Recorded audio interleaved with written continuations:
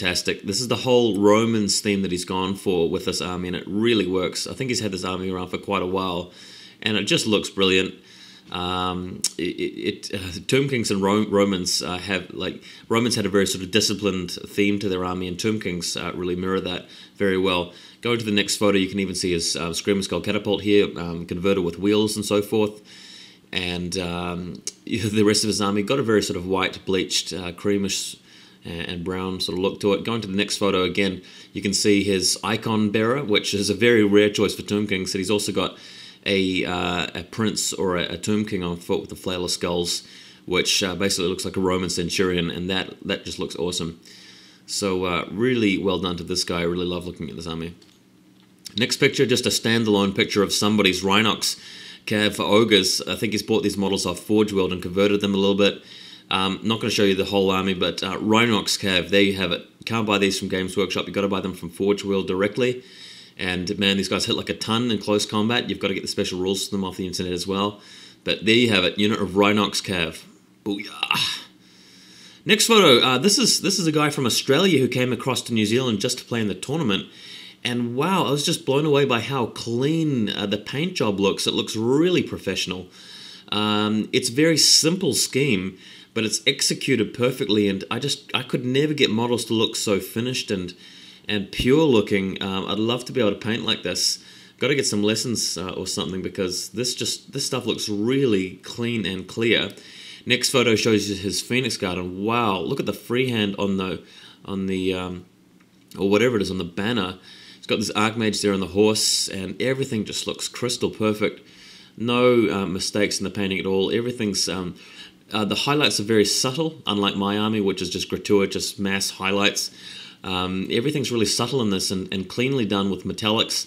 Bases are all nice and neat, and the banners are really tall and all coloured and perfectly painted. So really just blown away by this one.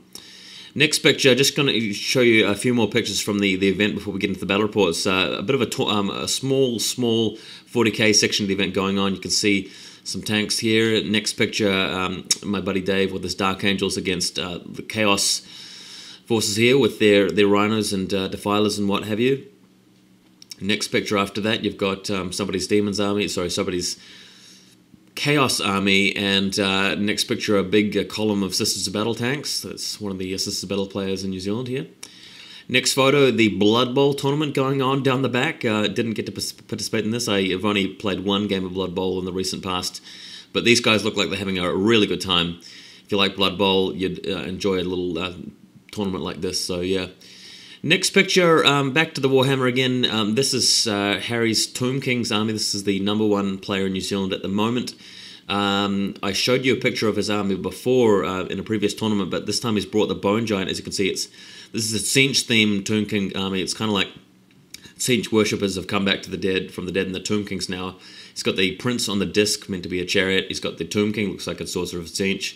He's got the Giant, which looks like a Lord of Change. Next picture shows you more of his army here. He's got horrors and stuff mixed in with his Tomb Guard. He's got a nice looking theme to the rest of his army. The chariots and so forth are pretty simple but very effective. Next picture shows you just somebody's Wood Elf army here. I think this is Nick Buckby. And looking very tight. He's had this army for a while, and it's a nicely executed army. Very clean and good looking, very colourful. Next picture, somebody's Demons army here, pretty standard stuff. Just thought I'd snap off a few pics so you can see generally what type of armies people have at the event. Next photo after that, we've got a Warriors of Chaos army with the Albion Giant in the background. Classic Albion Giant, very cool looking. And he's done a lot of good work on his miniatures. I don't think he's quite finished painting the Lord of Tzeentch on the disc yet, but the Dragon Ogres are a nice touch in the background there. Next picture, just a bit more detail on these Marauders. They're looking quite cool. The Giant, I love the gesture with the fingers holding just a single the finger up, and the stick that he's holding looks very characterful as well.